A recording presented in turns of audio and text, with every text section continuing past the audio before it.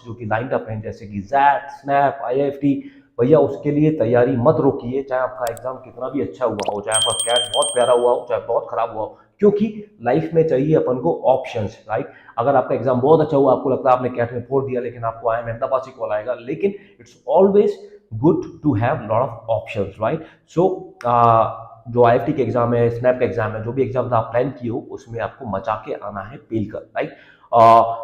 और जिन लोगों का एग्जाम अच्छा नहीं हुआ है उनके लिए भी gives you an option, right. अगर आपका पहला एग्जाम अच्छा नहीं हुआ, दूसरे एग्जाम्स में आप कुछ मचा सकते हैं। नंबर 2, अगर आपको लगता है कि आपका एग्जाम बहुत बहुत बहुत प्यारा हुआ है और आईएम से तो कॉल आने ही वाला है, तो आपको क्या करना है, आपको यहाँ पर रुकना नहीं है, क्योंकि कैट का जो मेन एग्जाम होता है, that is just the one step. There is a GD, there is a PI, there might be a written essay, lot of things lined up. So ऐसा नहीं है आपको स्लैक देना है, राइट। ऐसा नहीं है आपको रुक जाना है, आपको मेहनत को फुल थ्रॉटल पे रखना है, गाड़ी को गियर नंबर 5 पर ही रखना है। तो now you need to start preparing for GDs and PIs, मतलब ग्रुप डिस्कशन और पर्सनल इंटरव्यूज के लिए आपको तैयारी करनी है। जीडी में बेसिकली क्या होता है, जीडी का पॉइंट होता है कि आप 6-7 लोगों के साथ बैठते हो and they want to know how is your viewpoint, आप अपना जो आपका जो वर्ल्ड अवेयरनेस कैसा है, आपका पॉलिटिकल, आपका इकोनॉमिकल, आपका जर्नल अवेयरनेस कैसा है, और आपका कम्युनिकेशन स्किल्स कैसा है। बिकॉज आप कैट के थ्रू एमबीए करने जा रहे हैं, और एमबीए में क्या होता है, मैनेजमेंट, राइट। मैनेजमेंट में क्या होता है, लोगों से बात करना, इंटेलिजेंटली लोगों की बातें समझना, दुनियादारी में क्या चल रहा है वो समझना, पूरे वर्ल्ड में क्या चल रहा है वो सब कुछ समझना।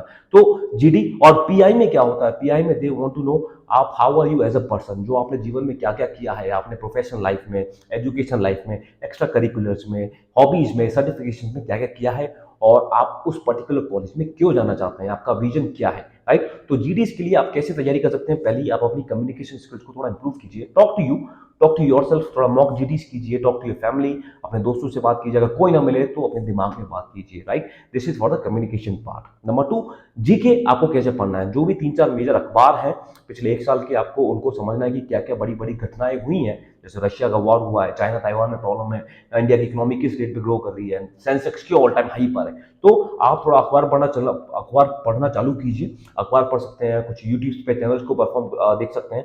तो जीके के भी 2 पार्ट होते हैं, स्टैटिक जीके और आपका जो करंट जीके चल रहा है, राइट। तो स्टैटिक जीके के लिए आप कुछ 1-2 आईएएस की वेबसाइट्स को देख सकते हैं, जैसे जीके टुडे बहुत अच्छी वेबसाइट है, वहां पर जाकर 1-1.5 साल का पूरा मसाला पढ़ सकते हैं कि क्या क्या बड़े बड़े इवेंट्स हुए हैं, राइट। अखबार पढ़ना चालू कीजिए और आप क्रिटिकली सोचिए कि आपकी ओपिनियन क्या है, अगर यूक्रेन रशिया में वॉर हुआ है तो उसका ग्लोबल इंप्लीकेशंस क्या होगा, अब मुझे बताइए कमेंट सेक्शन में। तो आपको खुद ऐसा नहीं है खाली पढ़ना है, आपको अपनी क्रिटिकल थिंकिंग को बढ़ाना है, आपको अपना व्यू पॉइंट भी लेके आना है, right. This is for the GD. Now personal interviews के लिए आपको क्या तैयारी करनी है, आपको पहले अपना एक प्रॉपर एक सीवी बनाना है, लिखा चौका बनाना है, पूरा समझना है कि आपने जीवन भर में क्या किया है, आपके क्या, अगर आप फ्रेशर हैं तो आपके कौन से स्ट्रॉन्ग सब्जेक्ट्स हैं, आपने क्या पढ़ा है उसको पूरा रिफ्रेश कीजिए, अपने बारे में जानिए, अपने गांव के बारे में जानिए, अपने वर्क एक्सपीरियंस के बारे में जानिए, अपने कोई स्किल्स हैं तो उनको दोबारा से होन कीजिए, आपने सीवी पर जो जो चीजें लिखी हैं आपके बारे, आपको सब कुछ पता होना चाहिए मेरे भाई, बहुत जरूरी होता है। अगर आपने लिखा है आई लव रीडिंग बुक्स,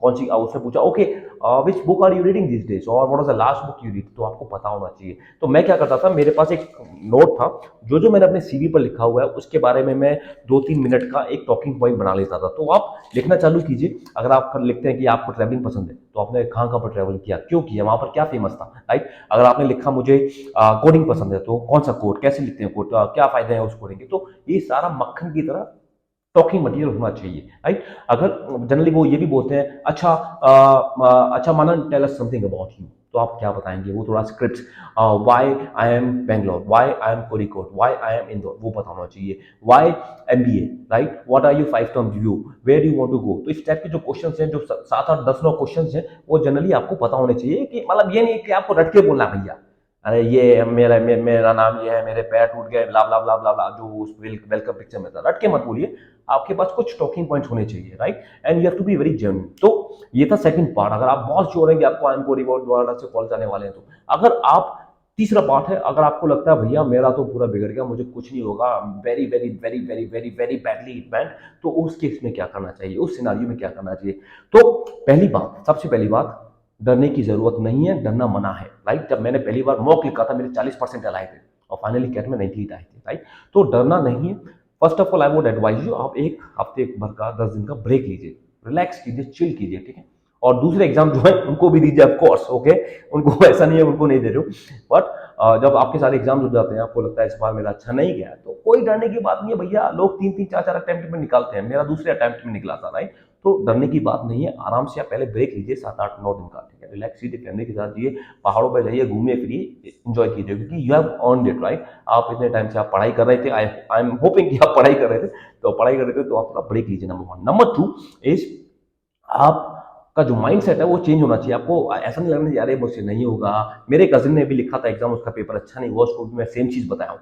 डरने की जरूरत नहीं है, माइंडसेट चेंज कीजिए कि मेरे से होगा, मेरे से क्यों नहीं होगा यार। इट्स जो कैट का एग्जाम है वो 10 तक का सिलेबस आता है, राइट। तो ऐसा नहीं है कि बहुत डिफिकल्ट एग्जाम है, ये जस्ट आपको समझना पड़ेगा, अपना माइंड से चेंज करना पड़ेगा कि इस बार मुझे फोड़ देना है। उसमें नंबर 3 आपको एग्जामिनेशन करना पड़ेगा, अपना इंट्रोस्पेक्शन करना पड़ेगा भैया कि कहाँ पर गलतियां हुई, क्या हुआ, क्या क्या मेरा क्वांट बहुत वीक है, क्वांट में कौन सा सेक्शन वीक है, क्या मेरा डीआई वीक है, डीआई में किस टाइप के मैं क्वेश्चंस नहीं कर पा रहा हूँ, क्या मेरा इंग्लिश वीक है, क्या मुझे नर्वसनेस होती है बहुत ज्यादा, क्या मेरी तबीयत खराब हो जाती है, क्या मुझे नींद नहीं आती है। तो ये सारी चीजों को एग्जामिन कीजिए, ठीक है। उसके बाद आपको एक बनाना पड़ेगा धमाकेदार धुएंधार प्लान, प्लान 2023, कैट 2023। उसके लिए आप कैसे तैयारी करेंगे, क्या आपने पिछली बार किया था जो इस टाइम काम नहीं किया, क्या आपको इस टाइम करना चाहिए जो पिछली बार नहीं किया था।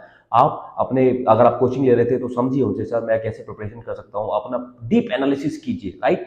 उसके बाद नंबर 5, अगर आप गैप गैप ईयर तो मैं बोलूंगा आपको नहीं लेना चाहिए। अगर आप ले रहे हैं गैप ईयर तो हो सके तो आप कोई स्किल्स लीजिए, आप सर्टिफिकेशन लीजिए। मैंने बहुत सारी वीडियोस बनाई है कौन सी स्किल्स, कौन सा सर्टिफिकेशन लेना चाहिए, आप नीचे डाल दूंगा मैं, आप राइट। आप स्किल्स लीजिए, आप सर्टिफिकेशन लीजिए, आप इंटर्नशिप कर सकते हैं। अगर आप जॉब कर रहे हैं तो जॉब को कंटिन्यू रखिए। कैट के एग्जाम में मुझे नहीं लगता कि आपको गैप ईयर की जरूरत है। It's not a that very difficult exam, इतना डिफिकल्ट एग्जाम नहीं है। इसका थोड़ा सा क्या बोलते हैं, हवा है, राइट। अगर आप स्मार्टली पढ़ते हैं, 2-3 घंटे डेली पढ़िए, वीकेंड में 4-5 घंटे पढ़िए, 6 महीने के लिए, तो आपका एग्जाम आराम से निकल जाएगा, ठीक है। तो ये सब है, गैप ईयर ना लीजिए, क्वेश्चन ना कीजिए, और हताश निराश नहीं होना है, निराशाजनक नहीं होना है, आपको होना है आशावादी। और आप देख रहे होंगे मेरी हिंदी इंप्रूव होती जा रही है, क्योंकि मैं काफी ज्यादा वीडियोस हिंदी में बनाता हूँ। तो डरने की जरूरत नहीं है, मेहनत कीजिए।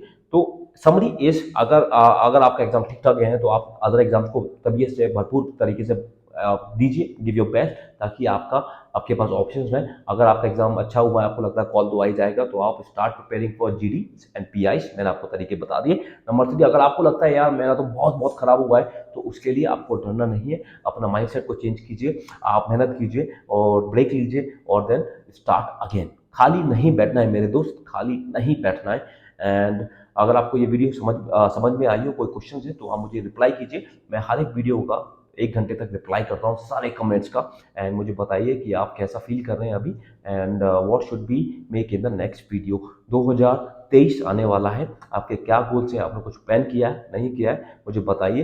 And all the very best, कुछ करिए, मेहनत कीजिए। इन द मीन टाइम आप ये दोनों वीडियोस को देख सकते हैं जो कि रिलेटेड है, एंड आप मुझे मेरे इंस्टाग्राम पर भी फॉलो कर सकते हैं। I'll see you in the next video. Till then, take care. Bye bye.